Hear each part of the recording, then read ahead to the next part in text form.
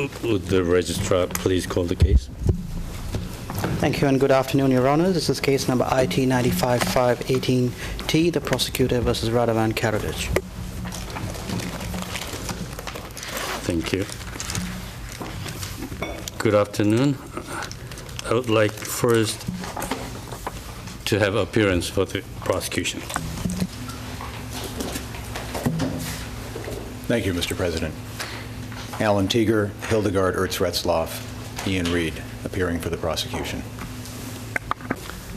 Thank you, Mr. Teeger. I note that the accused, Mr. Karadžić, is once again not present, in spite of the Chamber's oral and written requests and warnings. The Chamber regrets the decision by the accused to absent himself once again from the proceedings. He has chosen that course and must therefore accept that consequences will inevitably flow from the choice. We repeat our warning to him that there are circumstances where the Chamber may proceed in the absence of an accused and may assign counsel to the case. I note that although the right of an accused person to be present during his trial is a fundamental one, it is well recognized that this right is not absolute. Moreover, when the accused himself chooses not to exercise his right to be present, a Chamber can consider such a choice as a waiver of that right. In this case, although the accused has duly been informed of the commencement of the trial, he has chosen not to exercise his right to be present. He was also informed yesterday that the Chamber would proceed today to hear the opening statement of the prosecution, which forms an introduction to the prosecution's case but does not constitute evidence. In light of the accused voluntarily and unequivocally waiving his right to be present at these proceedings, the Chamber is of the view that this hearing can proceed in his absence. Once again, the Chamber requests the registry to convey a copy of the transcript and an audio recording of today's hearing to the accused and his assigned legal advisors. Should the accused persist in his refusal to attend the trial and fail to appear for the conclusion of the prosecution's opening statement at the next hearing, which is scheduled for next Monday afternoon, the Chamber may decide to continue the trial in his absence. In addition, counsel may, in the interest of justice, be assigned to represent the interest of the accused for the remainder of the proceedings pursuant to Rule 45-ter of the Rules of the Procedure and Evidence. The Chamber will make its determination on this matter following the conclusion of the prosecution's opening statement next week and after hearing from the parties. I will discuss this further at the end of today's proceedings. Before I invite the prosecution to proceed with its opening statement, I should state for the record that we will have two breaks in the hearing this afternoon for technical reasons. The first break will be at 3:35 and will last for 25 minutes, and the second break will be at 5:20 and will last for 25 minutes as well. That said, Mr. Teeger, you may now make your opening statement. Excuse me, Madam Ertz-Retzloff, it's for you. Your Honor, I'm not making the opening statement. It's indeed Mr. Teeger. But please allow me to address one legal issue that I have not addressed yesterday, and that's the question whether the opening statement can be made in the absence of the accused and in the absence of an imposed counsel, as we have requested yesterday. And just on this small matter, I would like to convey the position that the prosecution has. Speaking for myself, is it not moot, since the chamber has made its ruling that we can proceed with the opening statement Yes, in Your his Honor. absence Yes, Your Honor. and in the absence of any counsel? Your Honor, we accept that you make the decision on this. We just wanted to state on the record what we think should at least be taken notice of. Yes. Yes, it's very briefly only.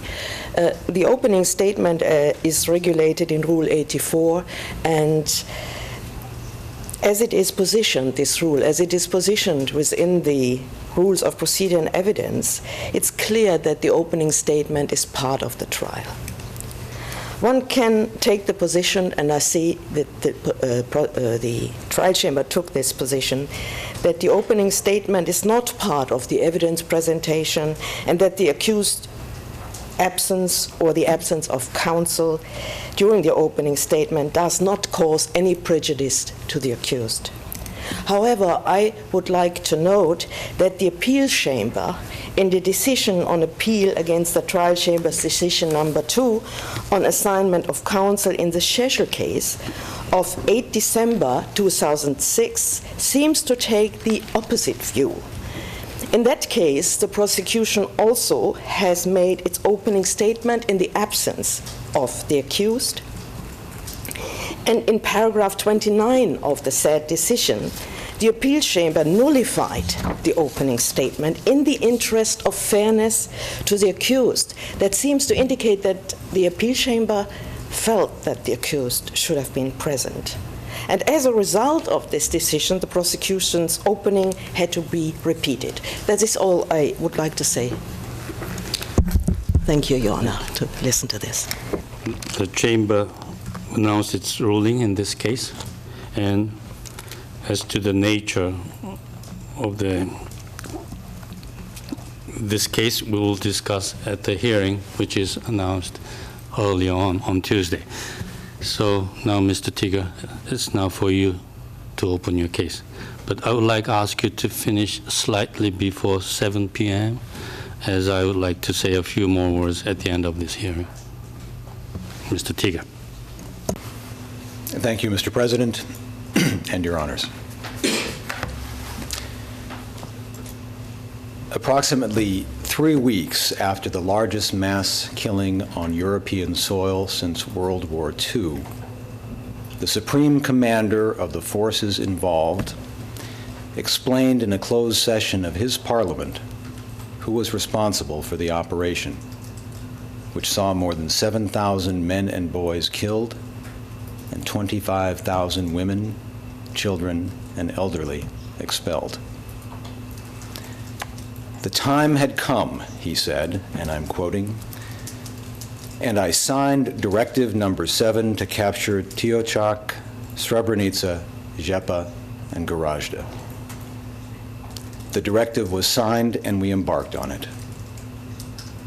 I was in favor of all the decisions that we made, and I support them.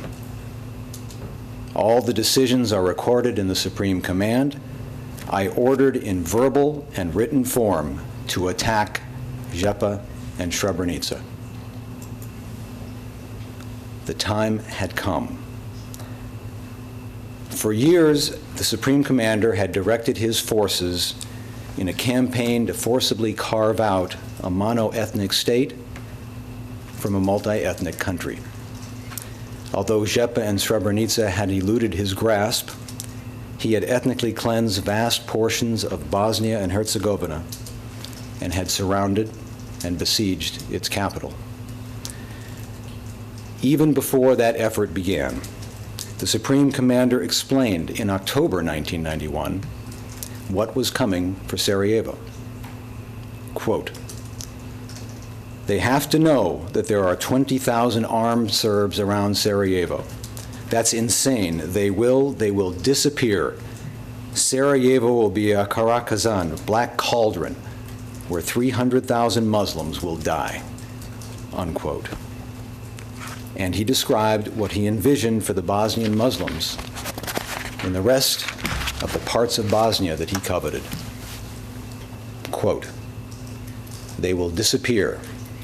That people will disappear from the face of the earth," unquote. Your Honors, the events that would follow, the ethnic cleansing, Sarajevo, Srebrenica, reflected the Supreme Commander's disregard for law and humanity in pursuit of what he perceived to be Serbian interests. Just a month before Srebrenica, he confirmed his contempt for the constraints of law, explaining to his parliament that he had ordered the taking of United Nations personnel as hostages to show that he was prepared to use, quote, "drastic measures," unquote, and that the Serbs would quote, "defend ourselves by all means," unquote, irrespective of international condemnation. As he had said in October 1991, in anticipation of the international reaction to what he had planned, quote, "Europe will be told to go fuck itself, not to come back until the job is finished," unquote.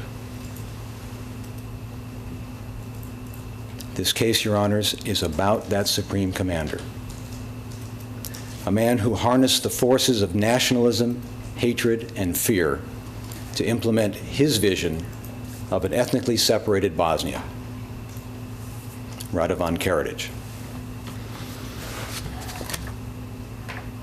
In July 1990, Radovan Karadžić was simply a psychiatrist in Sarajevo, a city renowned for its charm and diversity, the capital of a multi-ethnic republic.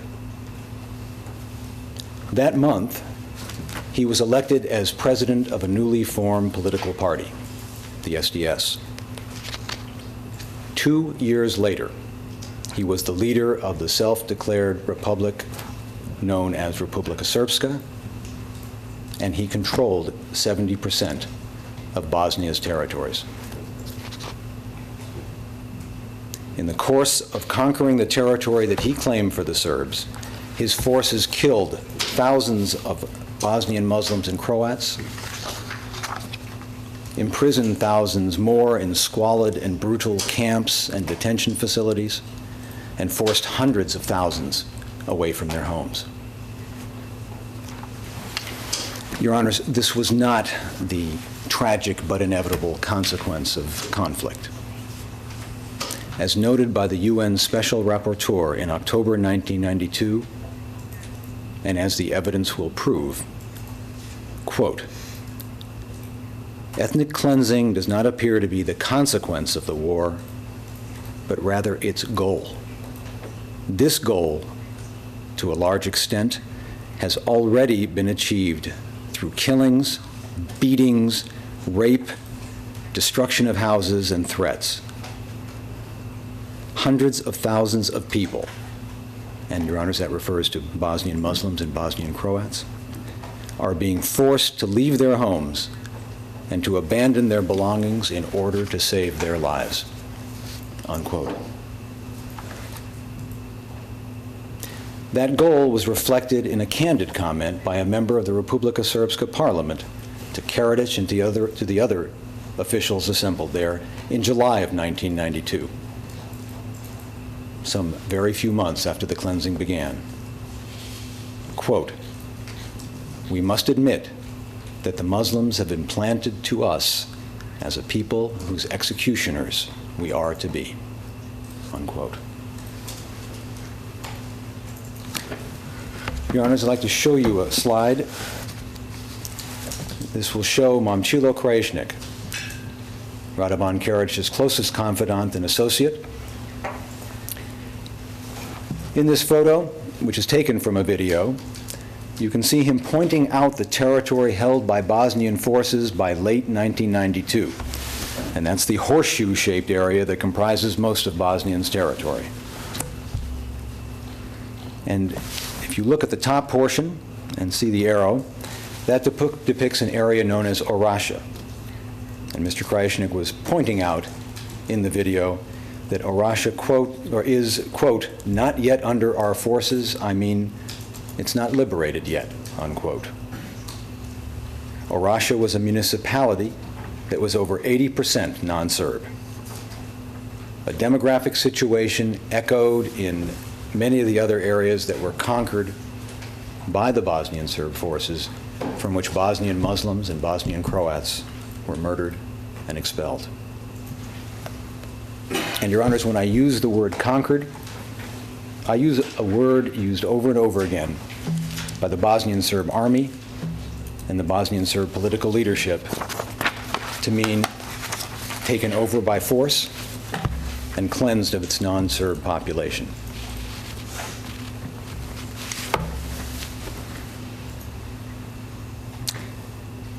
The next photo I'd like you to see, the next video, in fact,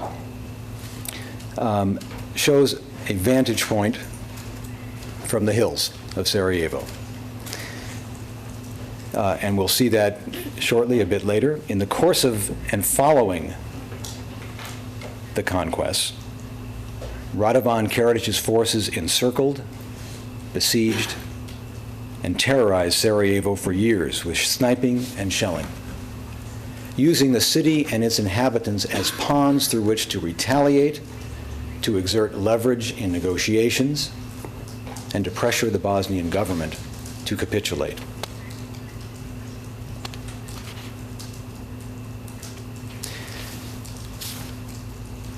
In July, sorry, Your Honors, if we could just quickly go to that video. I wanted to show you that vantage point from the hills so you could have a graphic depiction of the advantage of obtaining that strategic location and how it was used later.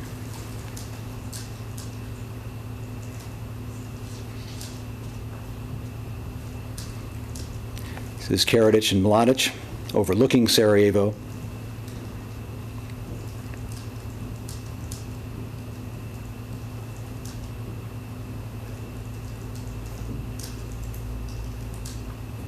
And looking down on Sarajevo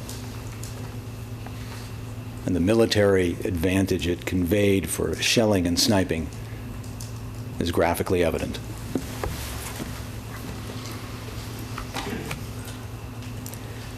In July 1995, Your Honors, Radovan Karadžić's forces took Srebrenica in their effort to clean out one of the last significant Muslim presences in the eastern part of Bosnia.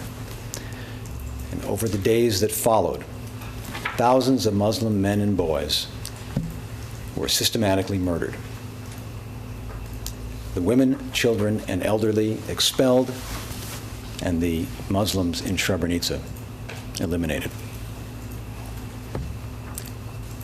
The accused, Your Honors, was both the architect of the policies underlying these crimes and the leader of the forces that implemented them. The indictment, as you know, charges Radovan Karadžić with participation in 4 separate but related joint criminal enterprises. Number 1, the campaign to forcibly remove Bosnian Muslims and Bosnian Croats from vast portions of Bosnia and Herzegovina, a campaign which rose to genocidal levels in certain municipalities. Number 2, the protracted shelling and sniping of Sarajevo's civilians to induce and maintain terror. Number 3, the taking of UN peacekeepers and military observers as hostages and human shields.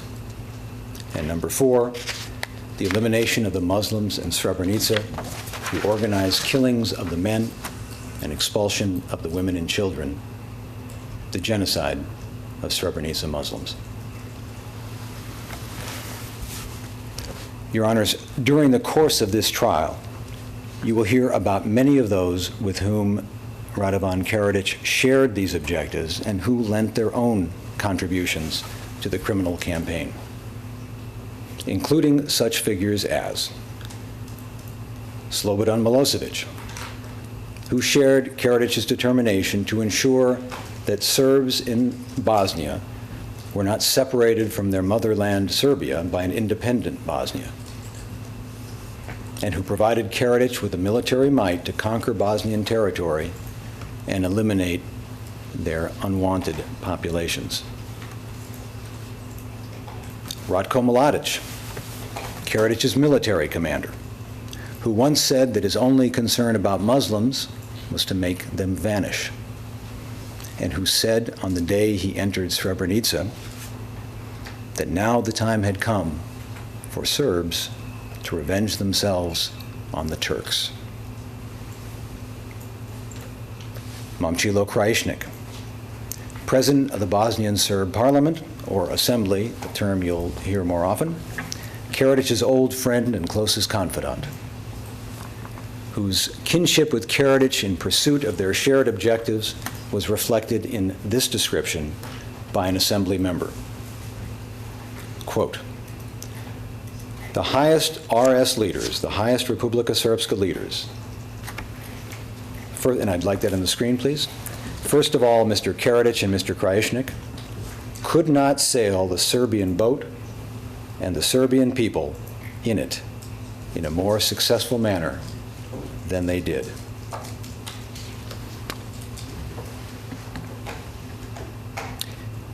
Biljana Plavšić and Nikola Koljević, the two Serb representatives on the collective presidency of Bosnia and Herzegovina in 1990, and later members of the Republika Srpska collective presidency with Radovan Karadžić, whose deference to Karadžić as the leader of the Serbs and whose commitment to the same objectives is reflected in contemporaneous intercepted telephone calls and documents. Plavšić, as the evidence will show, spoke proudly of inviting the paramilitary leader Arkan into Republika Srpska and referred to Muslims as, quote, genetically tainted Serbian material which converted to Islam, unquote. Koljević would consistently echo Karadžić's position that it was neither possible nor desirable for people in Bosnia to live together, and he underscored Karadžić's calls for separation and ethnic homogenization. Plavšić pled guilty to crimes against humanity for the ethnic cleansing in Bosnia in 1992. Micho Stanisic, another member. He was a former member of the Bosnian Serb Police, or MUP, the term you will more commonly hear. MUP is an acronym for the Ministry of the Interior in the Bosnian language. He became the first Minister of the Interior for Republika Srpska. His police forces oversaw many of the most brutal detention camps and facilities and participated with the Bosnian Serb Army in cleansing operations. Regional leaders like Radislav Brjanin. He was president of the crisis staff for the autonomous region of Krajina. He was convicted for crimes against humanity in 2004.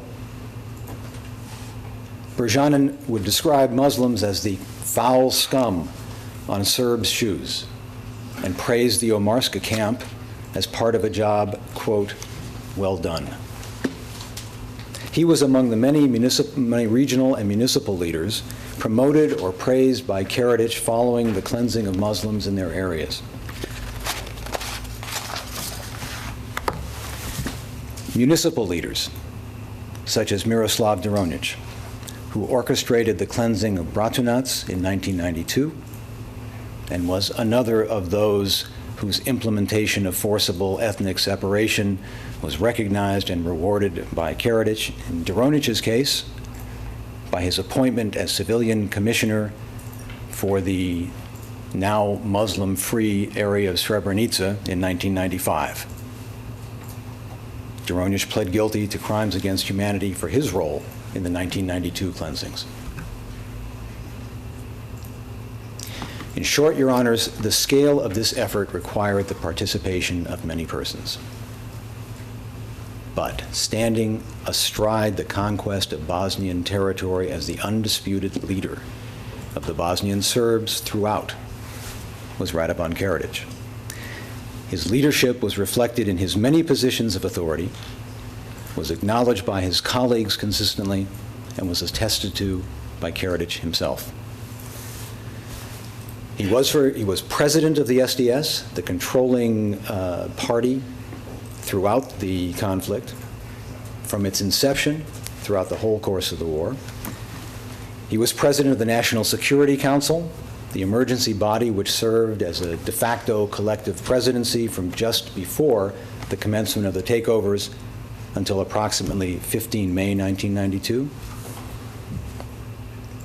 He was elected president of the presidency on the 12th of May 1992. And in December 1992 became the sole president. In these roles, Your Honors, as you will learn, Karadžić was vested with significant de jure powers, including Supreme Commander of the Army. But as you will also learn, and as the evidence will also demonstrate, Karadžić's extensive de jure powers only begin to capture his overall authority. As a member of the Bosnian parliament said to a JNA general in April 1992, and this is before Karadžić formally assumed the position of president of the presidency, "Now we are waiting for Karadžić to return from Europe and tell us what we are to do next. I personally think, General, that I won't do anything until he returns. When he comes, whatever he tells us, we will do. He is for now the supreme commander, and we have no other commander.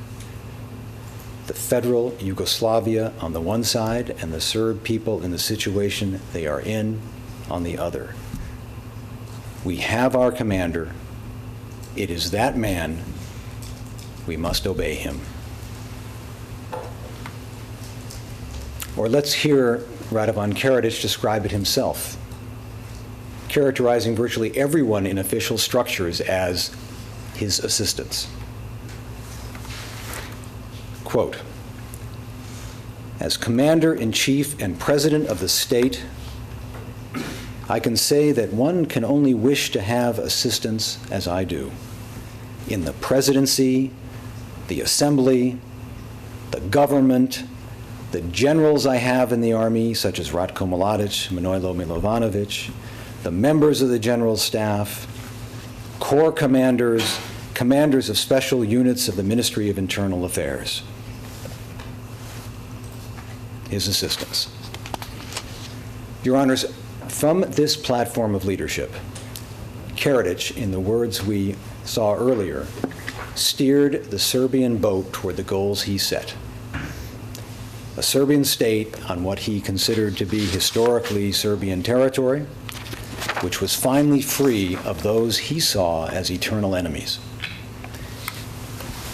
in which Serbs could no longer be threatened by enemies from within. Let me turn briefly, if I may, to the nature of the evidence that you will hear during this trial and the witnesses from whom you will hear. I've already directed the court's attention several times to documents emanating from the accused himself or from the representatives and organs of Republika Srpska. And indeed, much of the evidence in this case, Your Honors, will come from the contemporaneous words of the participants themselves.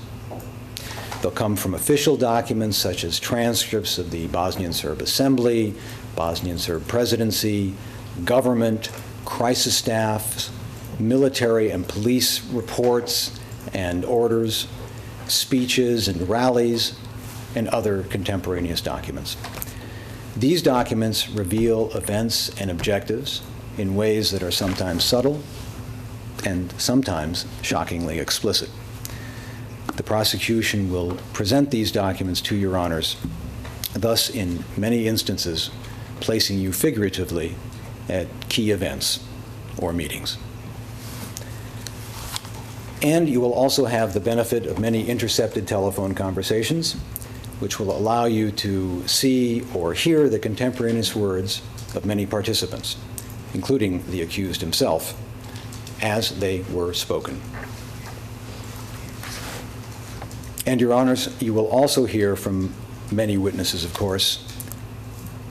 These are witnesses from various sources and areas.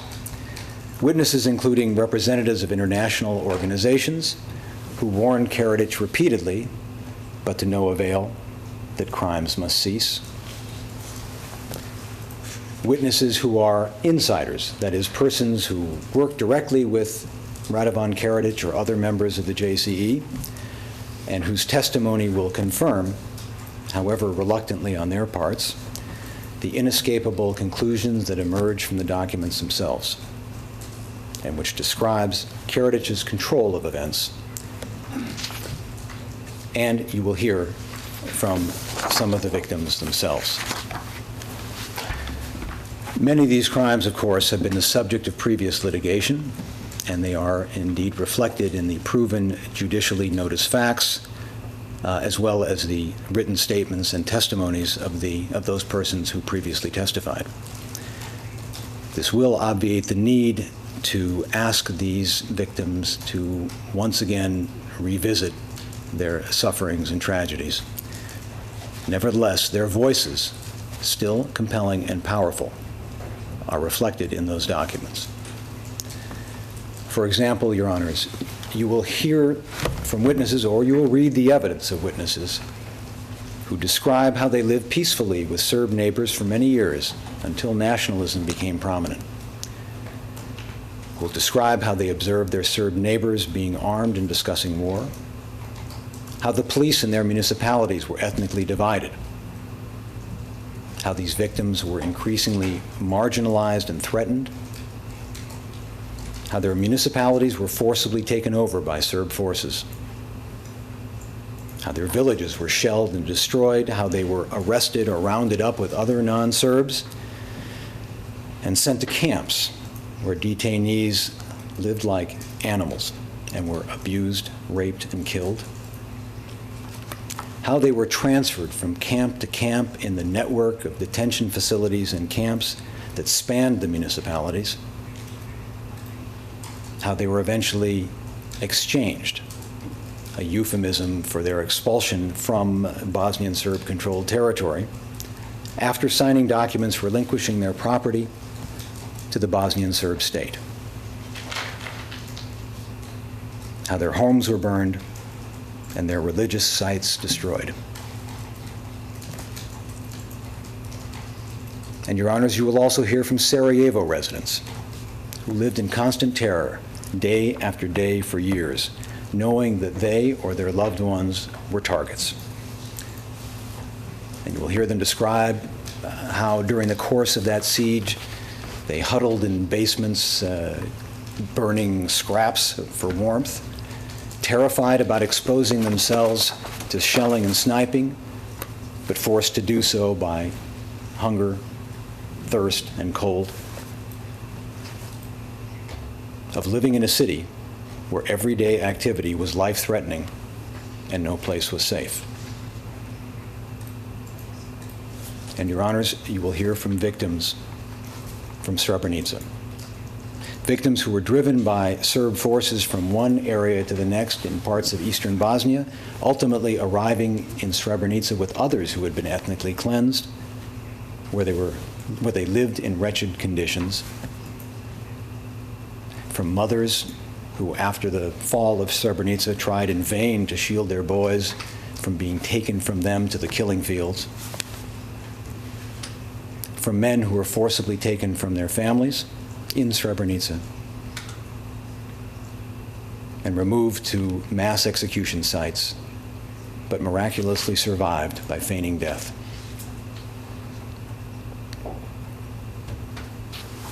And over the course of the trial, you will also hear the evidence that reveals how and why these crimes were inflicted on these victims. People who had the misfortune of being the wrong ethnicity on land that others wanted. Evidence which demonstrates that Radovan Karadžić sought to ethnically separate Bosnia, claiming large portions of its territory, its ethnically mixed territory, for Bosnian Serb living space, in which, he believed, Serbs could no longer be threatened by their historical enemies, land which, in the words of the accused, had to be, quote, clean, and which was made so by his forces. Your Honors, I'd like now to turn to discuss that evidence in greater, although necessarily abbreviated detail. But before turning to the implementation of the common purpose to forcibly remove Bosnian Muslims and Bosnian Croats from territory claimed by the Bosnian Serbs, and then in turn I'd like to discuss Sarajevo and Srebrenica. I'd like first to direct your attention to the accused establishment of and control over the Bosnian Serb political bodies and military forces which were necessary to do so. Because Radovan Karadžić did not merely step into a position of power.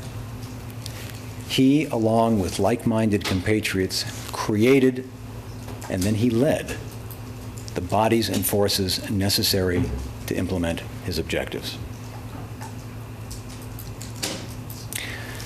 Now, first, Your Honor, if I may, some elementary but nevertheless important background points.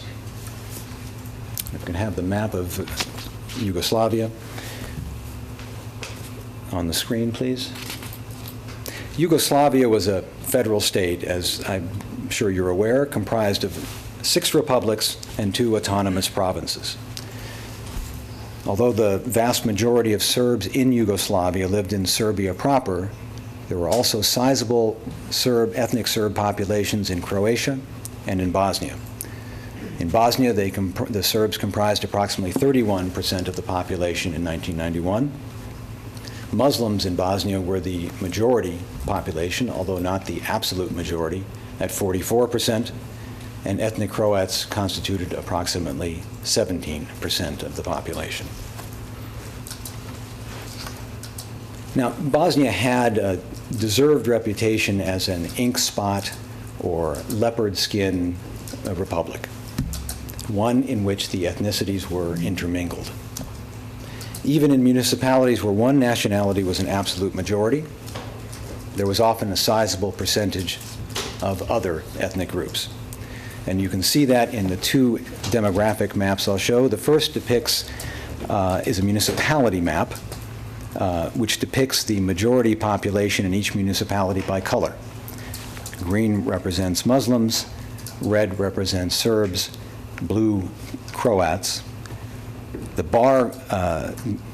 bars you see on this bar graph emerging from the municipalities represent the extent of the minority population in those municipalities. And Your Honors will have an opportunity during the course of the trial to consider the demographics of Bosnia in greater detail with that map and with the following one as well. And this simply depicts the demographic distribution in Bosnia without the municipality statistical breakdown. And I think graphically illustrates the ink spot or leopard skin nature of Bosnia.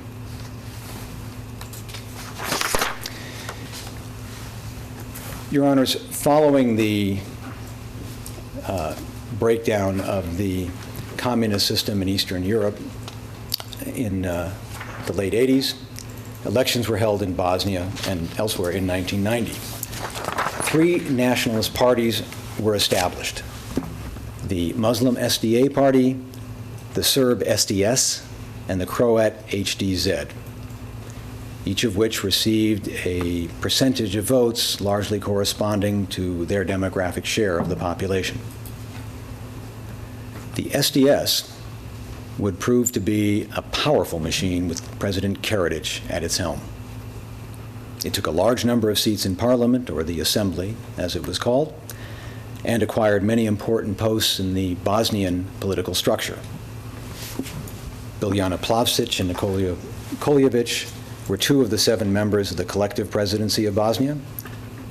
Momčilo Krajišnik became president of the assembly upon nomination by the SDS, or more precisely, by his old friend Radovan Karadžić.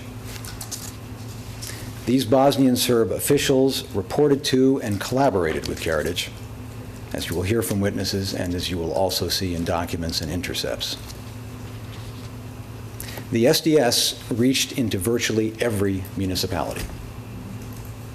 Karadžić, in fact, boasted that the SDS main board was able to reach the most remote village in 2 hours due to its structure, with SDS members of local communes within the municipalities responsible for 10 to 20 households personally. It was also a hierarchical organization, with Karadžić clearly in command. And let me direct your attention to Karadžić's own words at the time reflecting that fact. This is an intercepted telephone conversation in October of 1991, and this is Karadžić speaking. Quote, "Tell them not to dare ever again, and that they are never to do anything independently from the center, because they will be suspended and the people will be told about what they are doing," unquote. Or another, quote, "Once the party has adopted a policy, anything else is treason. Anything outside the adopted policy is treason. I will signal to the people, people, this man is a traitor," unquote. And one more. This is Dr. Karadžić again, speaking in January of 1992. Quote, "Let them go fuck themselves. Whoever makes a mistake, I will suspend him and throw him out of the party. I don't give a fuck. Why should I do that? People do understand me well. I will get there, suspend the shitheads, and choose. Appoint other people." And he goes on, as you see in that intercept.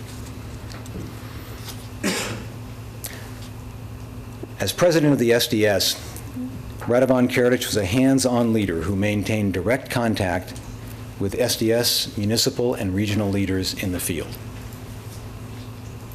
Their reliance on him, as well as the command structure of the SDS, is illustrated by this intercept with Radislav Brežanin, the Western or Northwestern Bosnia leader who became, as I mentioned earlier, president of the crisis staff for the autonomous region of Krajina. And this is Dr. Karadžić again. Quote, "Fuck it, you keep calling me about every trivial matter and I have 5,000 things on my mind. If you are capable of governing Krajina, then do it properly, damn it. Don't make me of everything. Don't call me about every minor problem. I am not your nanny. You have power in your hands, and you have presidents of municipalities through whom you can exercise power until we achieve autonomy. So you cannot call me about every detail. You should exercise power vigorously and to the fullest. Call each and every municipality president and keep checking if it has been implemented and accomplished," unquote.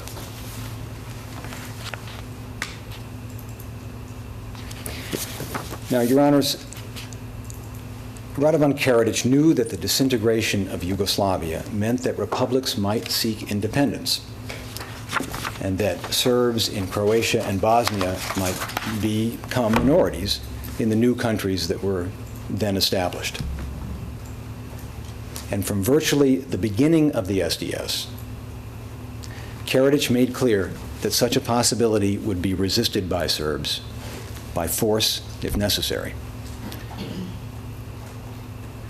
As he said in 1990, as early as 1990, should Serbs be outvoted in the Bosnian Assembly on changing Bosnia's state character, that is, independence from Yugoslavia, quote, "all conditions for a civil war would be in place because the Serbs in Bosnia and Herzegovina are no longer helpless, but very powerful and united," unquote.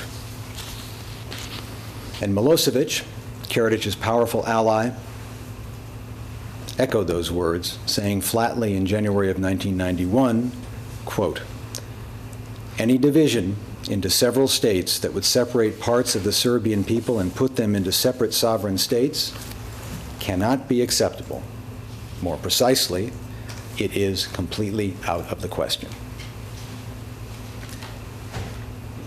And Karadžić and Milosevic would work together to prevent this. First, insisting that Bosnia remain in Yugoslavia. But as that prospect began to seem increasingly unlikely, Karadžić moved to the next step. And I'm quoting him now from a session of the Deputies Club in February of 1992, quote, "That's why we started on another track, a Serbian Bosnia and Herzegovina, our sovereign rights, our army." This would mean that Bosnia could become independent, but not with the territories that Karadžić considered to be Serb. Karadžić's ultimate goal was unification with Serbia, that is, a single Serbian state. And he assured his followers that he would not rest until they had achieved such a goal, a single Serbian state, as in ancient times. But he reminded them that this might be achieved incrementally. And Radovan Karadžić's unity with Slobodan Milosevic on this issue meant that he could count on Milosevic's support, both political support, logistical support, and military support. They would work together to ensure this objective, first in Croatia and then in Bosnia. Because before Bosnia, Croatia made the first move toward independence. And the response by Croatian Serbs in the summer and fall of 1991 to Croatian independence foreshadowed what would later happen in Bosnia. With the assistance of the Milosevic-controlled JNA, that is the Yugoslav National Army, the most powerful military force in the area, along with paramilitary forces from Serbia and volunteers from Bosnia, Croatian Serbs seized and cleansed of its ethnic Croats approximately 1/3 of Croatian territory. Many of the same incremental steps toward ethnic separation and many of the same personalities, such as Milosevic, Jovica Stanisic, Arkan, Vojislav Šešelj, were relied upon by the Croatian Serbs and would reappear in Bosnia. Karadžić worked with Milosevic to ensure that Croatian Serb leaders Milan Babić and Milan Martić followed the strategic line, and Karadžić mobilized his municipality chiefs to supply manpower to fight in Croatia, as reflected in this intercept.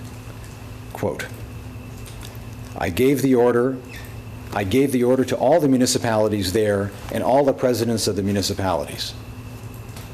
I gave the order to provide 10,000 people there in 1 week. Unquote. Now, meanwhile, as this was happening,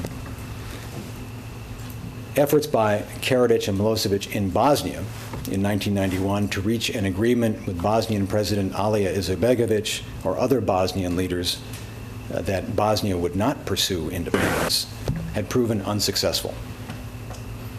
And as a result, the prospect of Bosnian independence, this prospect so resisted by Karadžić and Milosevic, loomed larger. By October 1991, the Bosnian Assembly, or Parliament, met to consider a memorandum of independence. Karadžić appeared at the Assembly to tell the Bosnian Muslims and Croats what would happen if they adopted the memorandum and moved toward independence. I'd like to play that now. Ja vas još jedanput molim, ne prijetim, nego molim da ozbiljno shvatite tumačenje političke volje srpskog naroda koju ovdje zastupa Srpska demokratska stranka i Srpski pokret obnove, a poneki Srbini iz drugih stranaka. Molim vas da ozbiljno shvatite. ovo nije dobro što vi radite. Ovo je put na koji vi hoćete da izvedete Bosnu i Hercegovinu, ista ona autostrada pakla i stradanja kojom su pošli Slovenija i Hrvatska. Nemojte da mislite da nećete odvesti Bosnu i Hercegovinu u pakao, a muslimanski narod možda u nestanak. Jer muslimanski narod ne može da se odbrani ako bude rat ovdje.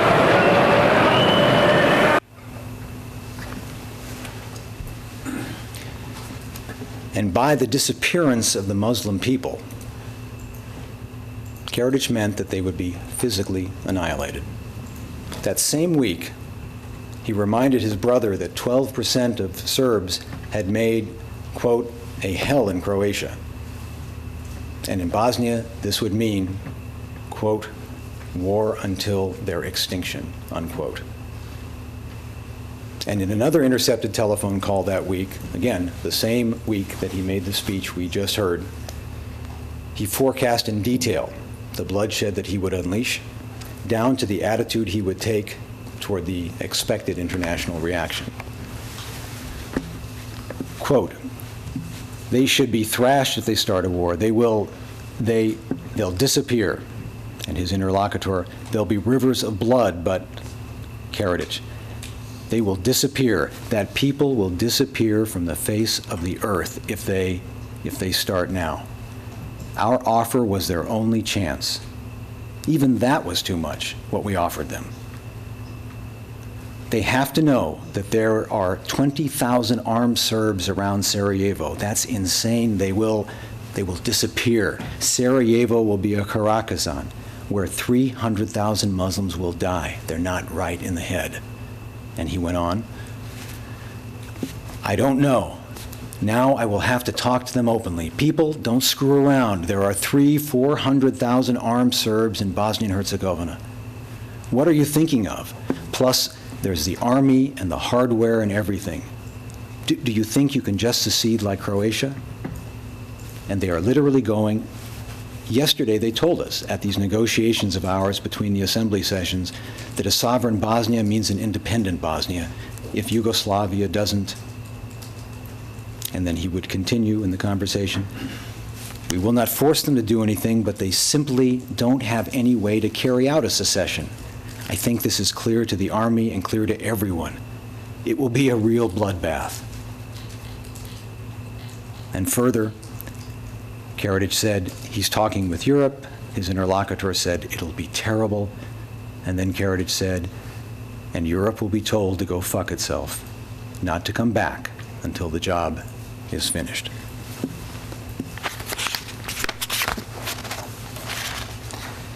Despite that threat, as you'll learn, Your Honors, the memorandum was adopted.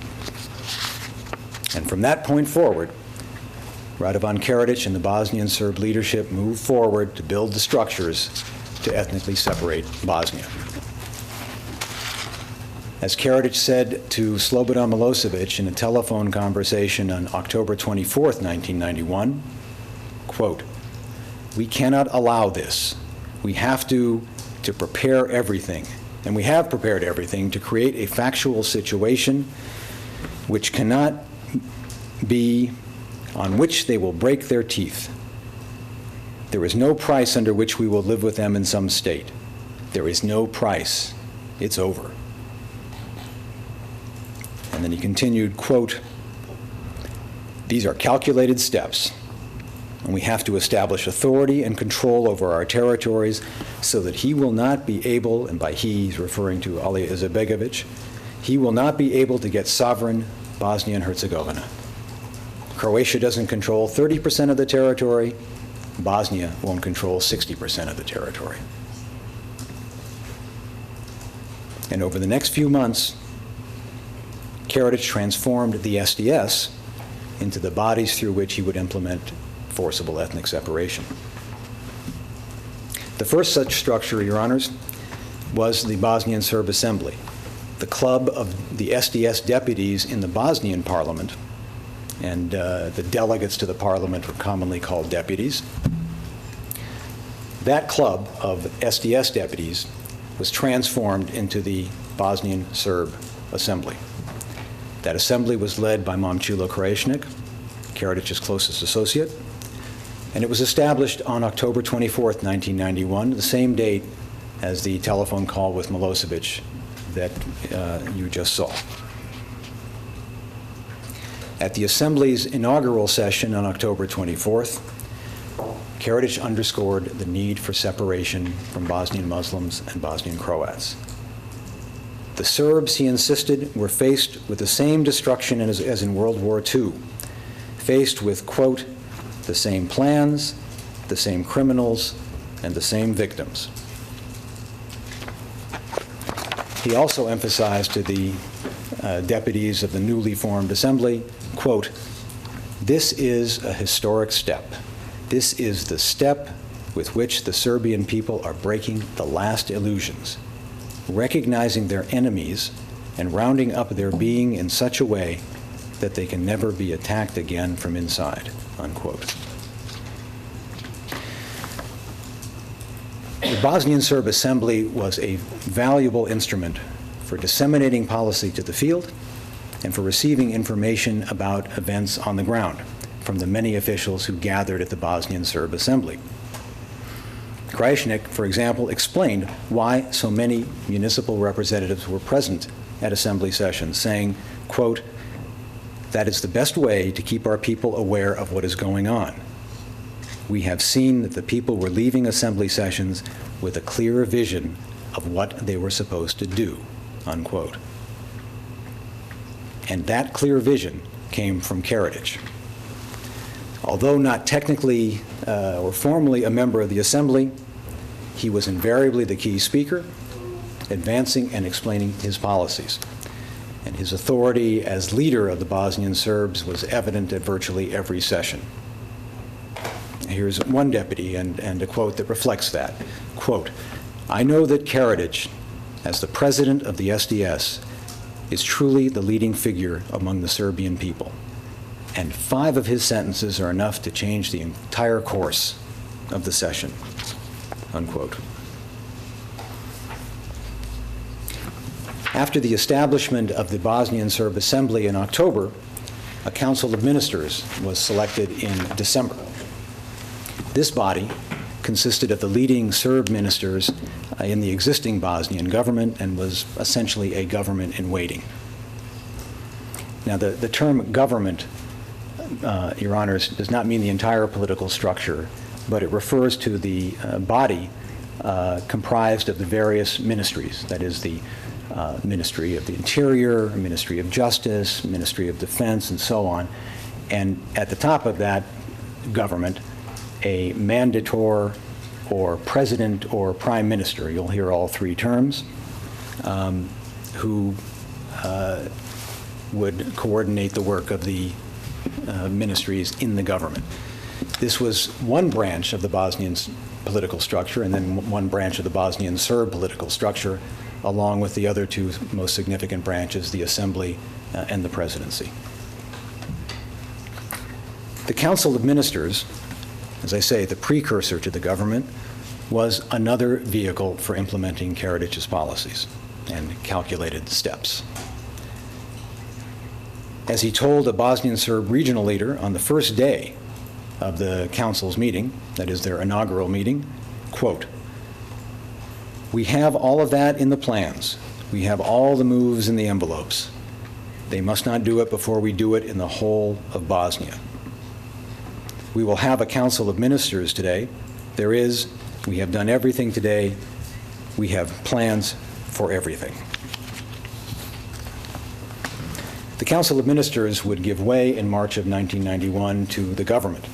And again, that government consisted of the various ministries and the same structure with a mandator or president of the government at the top of that structure. And Your Honors, you will hear from members of the government who will tell you that Radovan Karadžić considered himself to be the government. And you will also have an opportunity to read contemporaneous remarks of other officials, such as this one at the Bosnian Serb Assembly in 1993. Quote, Mr. President, your responsibility is the biggest one, but you cannot do everything. You have taken supreme, executive, and all other power upon yourself. The task of the government is defined. However, you didn't give anything to government to do.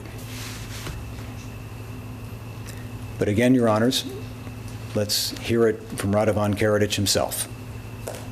Quote, "Believe me, the government is mine. I am responsible for its functioning," unquote.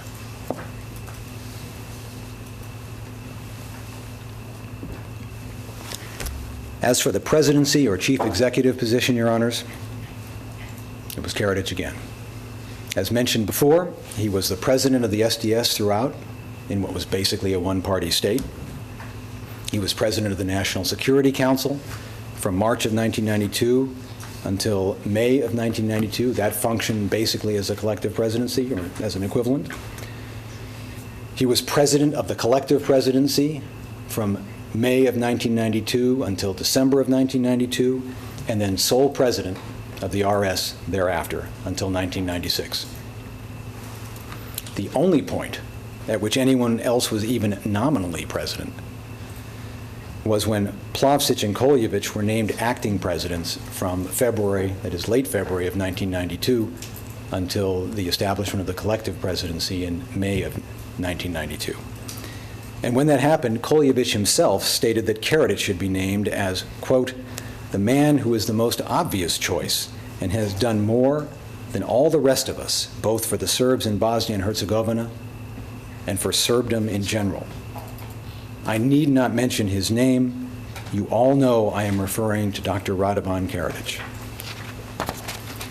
But it was Karadžić who advised that for appearance sake in the eyes of the international community, because Plavšić and Koljević had been elected to the Bosnian presidency in 1990, they should continue to have that title. Thus, the republic-level bodies in the Bosnian Serb political structure through which Karadžić's policies would be implemented were established, with Karadžić firmly in charge. And he also moved forward during this period to ensure that local bodies were in place for the upcoming seizure of power. In late 1991, that is in December of 1991, Radovan Karadžić disseminated this document, commonly known as Variant A and B. It's the instructions for the organization and activity of organs of the Serbian people in Bosnia and Herzegovina in a state of emergency. The instructions were divided into two options or variants. Variant A for municipalities where Serbs were a majority, and Variant B where they were not. You can see that in the middle part of the screen. And it was also divided into two stages or levels of activation, the second a more intensive level. And you see that at the bottom of the page. The first level, Your Honors, emphasized monitoring and preparations, including forming crisis staffs, Serbian municipalities, and other municipal organs, establishing communications, making preparations for taking over the police, and for activating the TO, or territorial defense. That was another part of the Yugoslav defense system, which was maintained by each republic in each municipality. It's a kind of locally mobilized militia, which you may already be somewhat familiar with. Now, that was stage one of the instructions. Stage two was the activation of those prepared measures. The Serbian municipal government was to start functioning, Serbs to be mobilized into the police force, and the police station to be taken over. Now, after dissemination of this document, Karadžić tasked one of the members of the Council of Ministers to ensure that it was being implemented, and to report to Radovan Karadžić about the status of preparations and the level of implementation in preparation for takeovers. And on February 14th, 1992, as Bosnian independence became even closer, Karadžić activated the second level of Variant A and B. Quote, "That is why we called you today, to introduce the second level, and to intensify the functioning of the government at any cost and on every single millimeter of our territory, unquote. But again, perhaps it's best to let Karadžić himself explain the significance of this document and the establishment of local authorities to carry out the separation. And this is Radovan Karadžić talking to the Assembly in 1995 and looking back on what had been accomplished. Quote, "Please, remember how we used to work before the war. Everything was as clear as day in the municipalities where we were majority and in those where we were minority. Do you remember the instruction A and instruction B? We had crisis staffs, and it was clear that they were the authority. They could make mistakes, but they were still the authority. The people were not left without the authority because there was a crisis staff."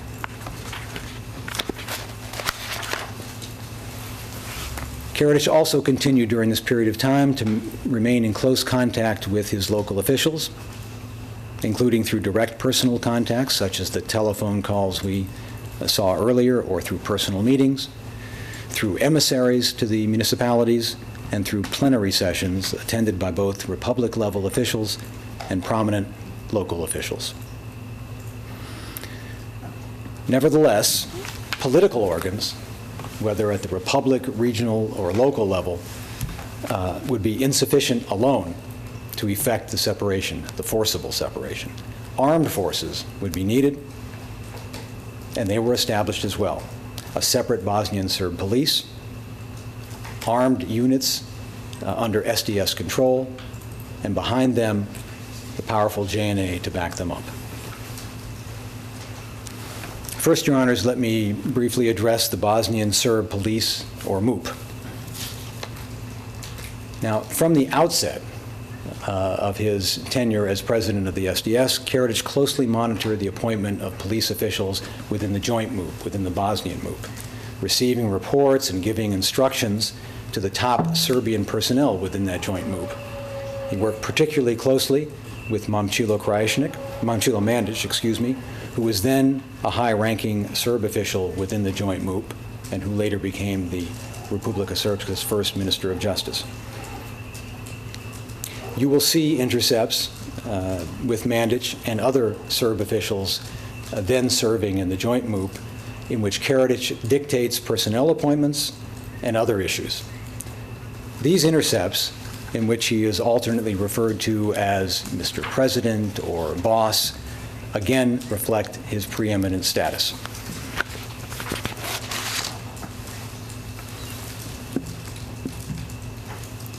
Now, as events move closer toward the independence of Bosnia, steps were taken to accelerate the creation of a separate Bosnian Serb police force. And as Mandić said to Karadžić in a December 1991 telephone conversation, during the course of which Karadžić complained that they couldn't speak completely freely because their phones were tapped, saying, quote, "Fuck the party leader if he's being tapped by his own police," unquote. Mandić, "That's right. Karadžić, motherfuckers, Mandić, it's not your police. You're going to get ours," unquote. Now, recall the Council of Ministers meeting that I referred to earlier. Their first meeting was they were formed in December of 1991, and their first meeting was in January 11th of 1992. They had that meeting with Karadžić present, and the Council of Ministers decided that the priorities were, quote, "defining the ethnic territory and establishing government organs," unquote. And so in February of 1992, Mandić, Micho Stanisic, and other leading Bosnian Serb members of the then joint MUP met to begin implementing, quote, "the need for Serbian power to be felt in Serbian territories," unquote. They established a board with Mandić responsible to, quote, "carry out all the necessary preparations for the functioning of the Serbian MUP after the adoption of the Constitution of the Serbian Republic of Bosnia and Herzegovina," unquote. And so by 18 March, Karadžić would be in a position to say to the Assembly, that is the Bosnian Serb Assembly, quote, "It will be happening in a flash, and the setup of the de facto situation based on our documents. We shall announce our withdrawal from MOOP, not to mention that we have already obtained the badges," unquote.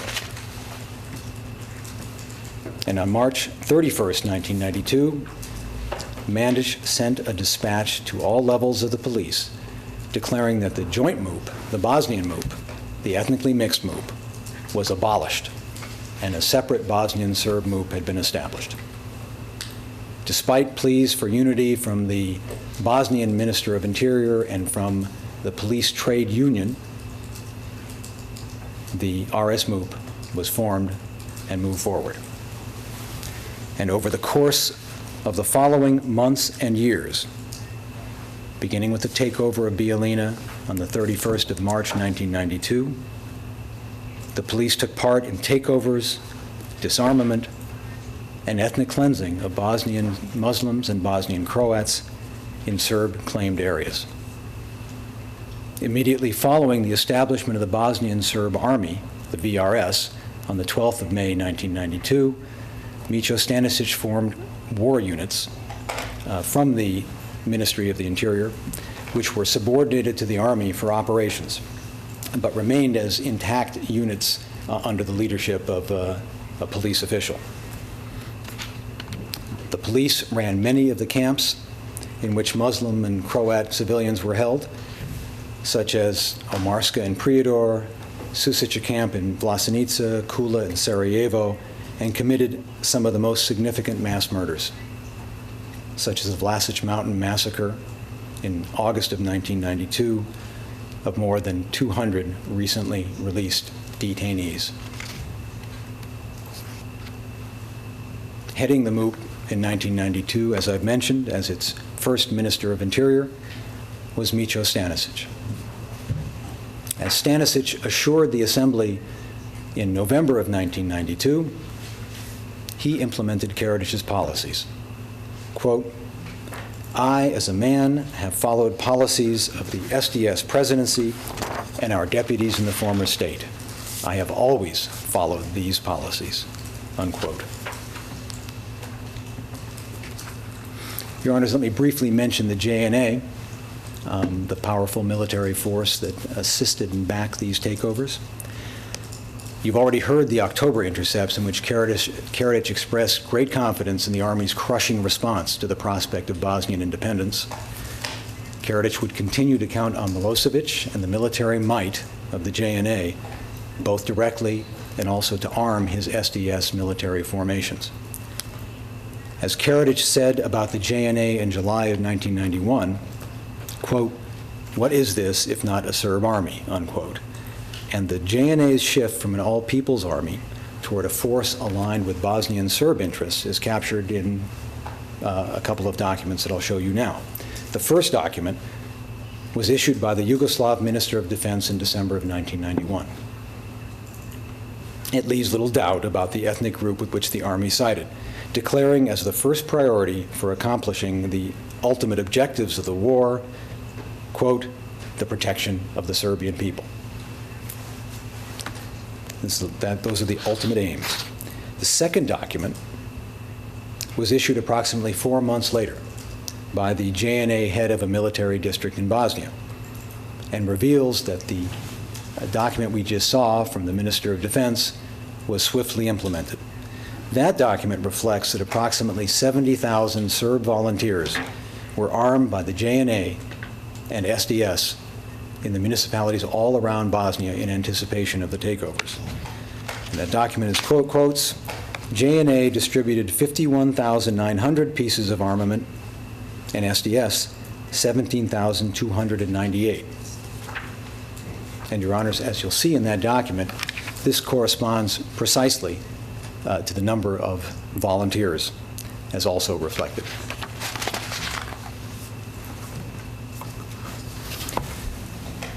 Your Honors, that's the police and the JNA, already two powerful military forces. But I want to talk briefly about the SDS military units.